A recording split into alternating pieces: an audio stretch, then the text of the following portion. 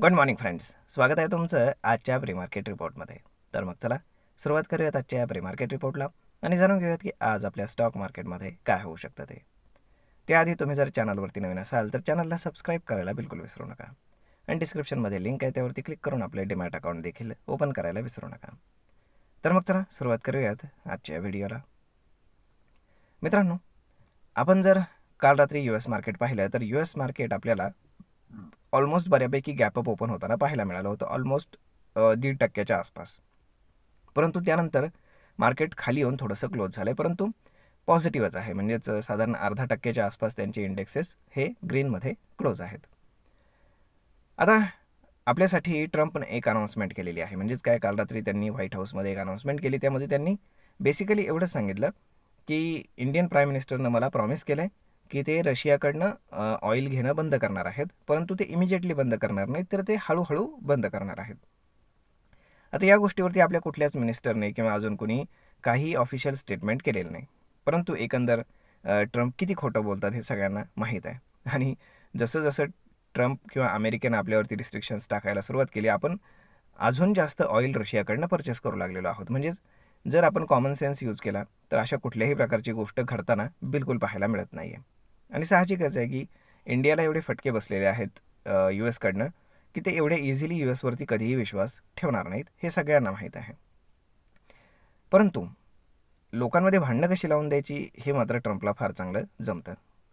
तर मग पाहूयात पुढे काय करते. परंतु मला तरी असं वाटत नाही की त्यांच्या स्टेटमेंटमध्ये फार काही आहे. परंतु हे स्टेटमेंट आपल्यासाठी पॉझिटिव्हच आहे मार्केटसाठी. कसं?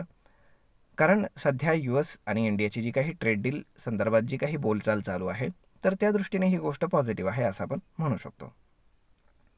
आता पाहूयात की याचा मार्केटवरती आज इम्पॅक्ट कसा होतो ते. आता जर आपण युरोपियन आणि एशियन मार्केट्स पाहिले तर मोस्टली पॉझिटिव्हच आहेत. त्यानंतर आपण जर FISDAचा कालचा डेटा जर पाहिला तर FISनं 70 कोटींच्या आसपास बाईंग केलं. त्याच्या अगेन्स्ट डोमेस्टिक इन्स्टिट्यूशन्सनं 4,000 कोटींचं मॅसिव्ह बाईंग केलेलं आहे आणि त्यामुळेच आपल्याला काल मार्केट चांगल्यापैकी वर जाताना पाहायला मिळालं, कारण सेलिंग प्रेशर फार नव्हतं. आता मार्केट अशा झोनमध्ये आहे की ज्याला आपण पूर्णपणे बुलिश म्हणू शकतो. आणि वरती जे डोअर्स ओपन झालेले आहेत तर ते साधारण 25,600च्या आसपासचे डोअर्स जे आहेत तर ते ओपन झालेले आहेत. त्यामुळे आपण काय म्हणू शकतो की मार्केट सध्या स्टेबल आहे, फार काही असं चिंता करण्यासारखं काही नाही आहे. परंतु विदाऊट एनी रिझन मार्केट वर जात आहे असं आपण म्हणायला हरकत नाही. आणि हीच गोष्ट आपण काय म्हणू शकतो की थोडीशी कॉन्शियस करणारी असते, हे माझं मत आहे. कारण सध्या माझ्याकडे जर पाहिलं, म्हणजे मी जर माझं सांगायचं झालं तर मी पूर्णपणे कॅश होल्ड करून आहे, कारण कुठले शेअर्स स्वस्त मिळत नाही आहेत. म्हणजेच काय की व्हॅल्युएशन कन्सर्नने जर पाहिलं तर बऱ्यापैकी कुठले शेअर्स आपण काय म्हणू शकतो की बाईंग झोनमध्ये नाही आहेत. त्यामुळे उगीचच खरेदी करण्यात काहीच पॉईंट नाही आहे. त्यामुळे मी सगळी कॅश होल्ड करून आहे. आयदर मी ऑप्शन्समध्ये सेलिंग करूनच आहे मोस्ट ऑफ द टाईम. आणि आज त्यातल्या त्यात आहे सेन्सेक्सची एक्सपायरी, त्यामुळे एक्सपायरी प्ले होणारच. तर पाहूयात की काय घडत आहे. परंतु मी उलट मार्केट खाली येण्याची वाट पाहतोय, कारण तुम्ही जेवढे रिझल्ट येताना पाहिले असतील, कुठलेच रिझल्ट इम्प्रेसिव्ह नाही आहेत. हा ठीक आहे की ते ॲनालिस्ट एक्सपेक्टेशन बीट करून जातात, परंतु इम्प्रेसिव्ह कुठलेच रिझल्ट नाहीत. मग मार्केटवर जाण्याचं कारण काय? जसं आपण TCSचा रिझल्ट पाहिला, काही इम्प्रेसिव्ह नाही. 2% इयर ऑन इयर ग्रोथ आहे. आपण विचार करू शकता की स्टॉकचा PE किती आहे, व्हॅल्युएशन किती आहे, आणि फक्त 2% ग्रोथ. तर सिंगल डिजिट ग्रोथ ही काय ग्रोथ नाही आहे. आता जर आपण कालचा दिवस पाहिला तर काल आफ्टर मार्केट ॲक्सिस बँकेने त्यांचे रिझल्ट प्रोड्यूस केलेत आणि माझ्या दृष्टीनं पाहिलं तर रिझल्ट खूपच खराब आहेत. त्यांनी प्रोव्हिजनिंग वाढवलं आहे.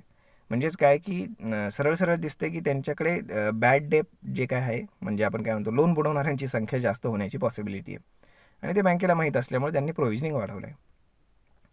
त्यानंतर आपण जर पाहिलं तर काही पॅरामीटर्सवरती ते ॲनालिस्ट एक्सपेक्टेशन बीट करून गेले, काही पॅरामीटर्सवरती ते ॲनालिस्ट एक्सपेक्टेशन बीट केलेलं नाही आहे.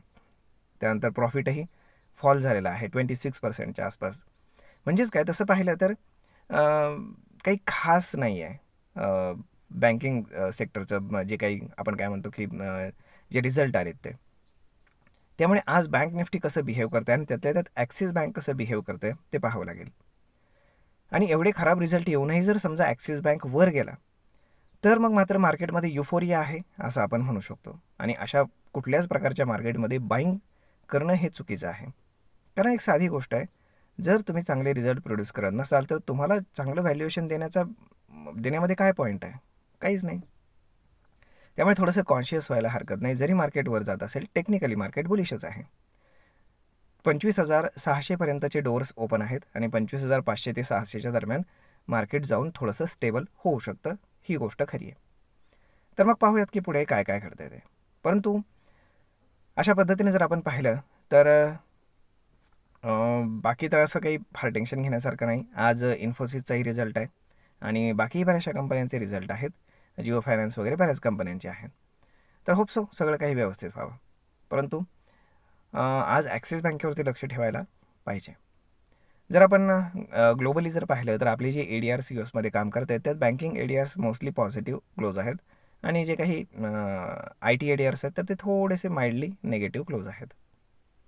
रिलायन्सचा GDR जर आपण पाहिला तर तो 1% आसपास ग्रीनमध्ये क्लोज आहे. परंतु ते 1 to 1 कोरिलेशन नसतं. त्यामुळे इथे कसं बिहेव करेल ते सांगता येत नाही. आणि रिझल्ट आता येणारच आहेत रिलायन्सचे, त्यामुळे त्याच्या आधी फार काही मुवमेंट त्याच्यामध्ये एक्सपेक्टेडसुद्धा नाही आहे. तर होप सो काय होतं ते पाहूयात. तर मग मित्रांनो, हा व्हिडिओ, ही माहिती तुम्हाला कशी वाटली हे तुम्ही आम्हाला कमेंट करून सांगा. आणि एक महत्त्वाची गोष्ट म्हणजे जर आपण गिफ्ट निफ्टी पाहिलं तर gift Nifty almost flat opening show करते. त्यामुळे मार्केट कुठल्या बाजूला जातं आहे, काय करतं ह्याच्यावरती लक्ष ठेवणं फार जास्त गरजेचं आहे. तर मग भेटूयात आपण पुढच्या एका नवीन व्हिडिओमध्ये. तोपर्यंत तुम्हाला हा व्हिडिओ, ही माहिती कशी वाटते हे तुम्ही आम्हाला कमेंट करून नक्कीच सांगा. भेटूयात पुढच्या नवीन व्हिडिओमध्ये. तोपर्यंत धन्यवाद.